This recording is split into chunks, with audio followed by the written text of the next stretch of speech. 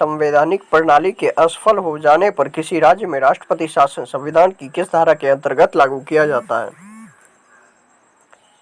Question number 1 है, संवैधानिक प्रणाली के असफल हो जाने पर किसी राज्य में राष्ट्रपति शासन संविधान की किस धारा के अंतर्गत लागू किया जाता है? ऑप्शन नंबर ए है 350, ऑप्शन नंबर बी है 352, ऑप्शन नंबर सी है 360, ऑप्शन नंबर डी है 356। ऑप्शन नंबर ए है 350, ऑप्शन नंबर बी है 352, ऑप्शन नंबर सी है 360, ऑप्शन नंबर डी है 356। चलिए काउंटडाउन स्टार्ट होता है। अगर आप लोग को इसका आंसर पता है तो कमेंट में इसका आंसर जरूर करें।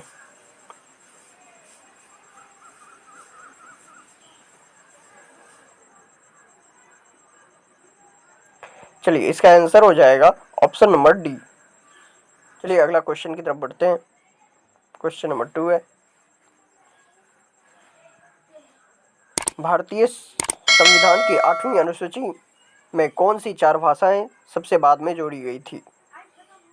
भारतीय संविधान की 8वीं अनुसूची में कौन सी 4 भाषाएं सबसे बाद में जोड़ी गई थी? ऑप्शन नंबर ए है मैथिली, बोडो, संथाली, डोंगरी।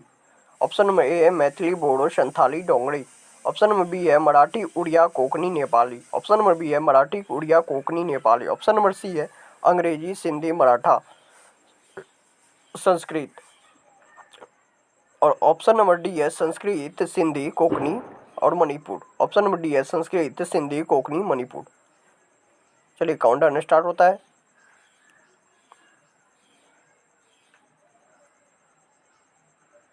चलिए इसका आंसर हो जाएगा option number A Maithili, Bodo, Santhali, Dogri. ठीक है। चलिए अगला क्वेश्चन की तरफ बढ़ते हैं।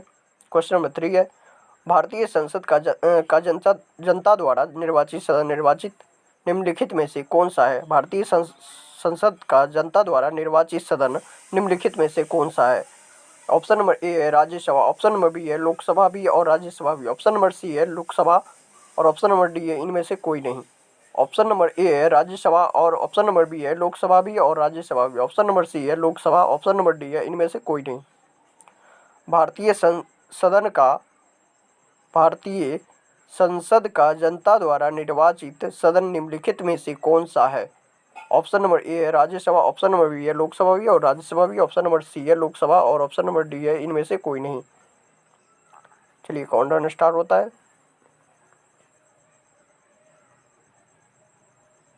इसका आंसर हो जाएगा सी लोकसभा।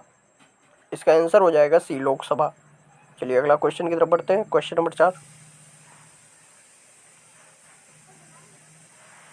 संविधान का कौन सा भाग राजनीति के निदेशक सिद्धांतों से संबंधित है? संविधान का कौन सा भाग राजनीति के निदेशक सिद्धांतों से संबंधित है? ऑप्शन नंबर ए है भाग 4, ऑप्शन नंबर बी है भाग 3, ऑप्शन नंबर सी है भाग 2, ऑप्शन नंबर डी है भाग 1। ऑप्शन नंबर ए है भाग 4, ऑप्शन नंबर बी है भाग 3, ऑप्शन नंबर सी है भाग 2, ऑप्शन नंबर डी है भाग 1। काउंटडाउन स्टार्ट होता है। चलिए इसका आंसर हो जाएगा ऑप्शन नंबर ए भाग 4। ठीक है। चलिए अगला क्वेश्चन की तरफ बढ़ते हैं। क्वेश्चन नंबर 5 है, उच्चतम न्यायालय के न्यायाधीश किस आयु पर सेवा निवृत्त होते हैं? उच्चतम न्यायालय के न्यायाधीश किस आयु पर सेवानिवृत्त होते हैं? ऑप्शन नंबर ए है 60 वर्ष, ऑप्शन नंबर बी है 65 वर्ष, ऑप्शन नंबर सी है 62 वर्ष, ऑप्शन नंबर डी है 58 वर्ष। ऑप्शन नंबर ए है 60 वर्ष, ऑप्शन नंबर बी है 65 वर्ष, ऑप्शन नंबर सी है 62 वर्ष, ऑप्शन नंबर डी है 58 वर्ष। काउंटडाउन स्टार्ट होता है।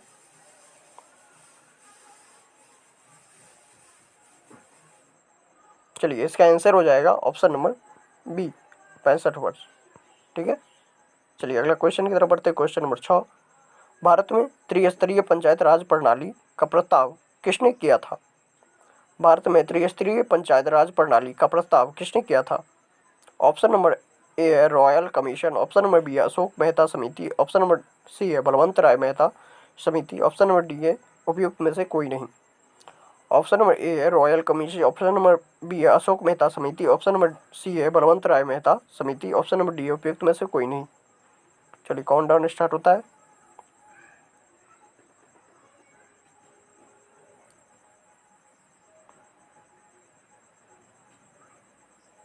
चलिए इसका आंसर हो जाएगा ऑप्शन नंबर सी, बलवंत राय मेहता। इसका आंसर हो जाएगा ऑप्शन नंबर सी, बलवंत राय मेहता समिति। ठीक है, चलिए अगला क्वेश्चन की तरफ बढ़ते हैं। क्वेश्चन नंबर 7 ये आ रहा है आप लोग के सामने। भारत के राष्ट्रपति पर महाभियोग की विधि अपनाई गई है। भारत के राष्ट्रपति पर महाभियोग की विधि अपनाई गई है किसके द्वारा? ऑप्शन नंबर ए है यूएसए से, ऑप्शन नंबर किसके द्वारा नहीं, किस से? ऑप्शन नंबर ए है यूएसए से, ऑप्शन नंबर बी है यूएसएसआर से, ऑप्शन नंबर सी है यूके से, ऑप्शन नंबर डी है फ्रांस से। ऑप्शन नंबर ए है यूएसए से, ऑप्शन नंबर बी है यूएसएसआर से, ऑप्शन नंबर सी है यूके से, ऑप्शन नंबर डी है फ्रांस से। चलिए काउंटडाउन स्टार्ट होता है।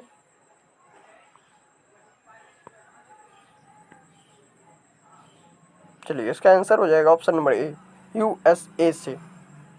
ठीक है, चलिए आगे क्वेश्चन की तरफ पढ़ते हैं। क्वेश्चन नंबर 8 है, लोकतांत्रिक समाजवाद की विधियां हैं। लोकतांत्रिक समाजवाद की विधियां हैं। ऑप्शन नंबर ए है समझाना और प्रचार करना, ऑप्शन नंबर बी है तोड़फोड़ करना, ऑप्शन नंबर सी है क्रांति, ऑप्शन नंबर डी है आम हड़ताल। ऑप्शन नंबर ए है समझाना और प्रचार करना, ऑप्शन नंबर बी है तोड़फोड़ करना, ऑप्शन नंबर सी है क्रांति और ऑप्शन नंबर डी है आम हड़ताल। चलिए काउंटडाउन स्टार्ट होता है।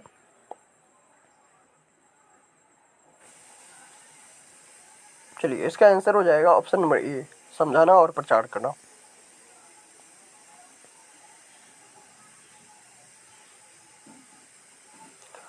क्वेश्चन नंबर 9 है, हमारे संविधान की प्रस्तावना में कोई उल्लेख नहीं है। हमारी संविधान की प्रस्तावना में कोई उल्लेख नहीं है। ऑप्शन नंबर ए है भातृत्व का, ऑप्शन नंबर बी है वयस्क मताधिकार का, ऑप्शन नंबर सी है प्रतिष्ठा की समानता का, ऑप्शन नंबर डी है न्याय का।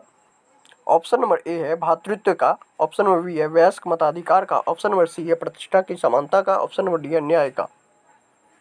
चलिए काउंटडाउन स्टार्ट होता है। चलिए इसका आंसर हो जाएगा option number B, option number B इसका आंसर हो जाएगा। चलिए अगला क्वेश्चन की तरफ बढ़ते हैं। क्वेश्चन नंबर 10 है, संसद, लास्ट क्वेश्चन है ये, संसद सदस्य सदन में अपनी सदस्यता गवा देगा यदि वह सत्रों से निरंतर अनुपस्थित रहे।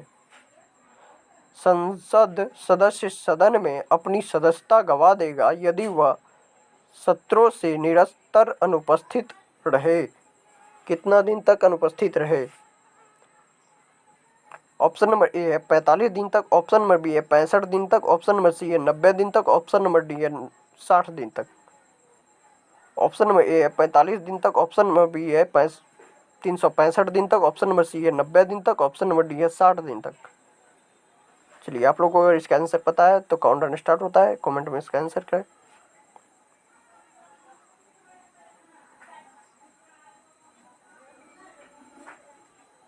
चलिए इसका आंसर हो जाएगा ऑप्शन नंबर डी, 60 दिन तक। ठीक है, चलिए आज यहीं तक क्वेश्चन था।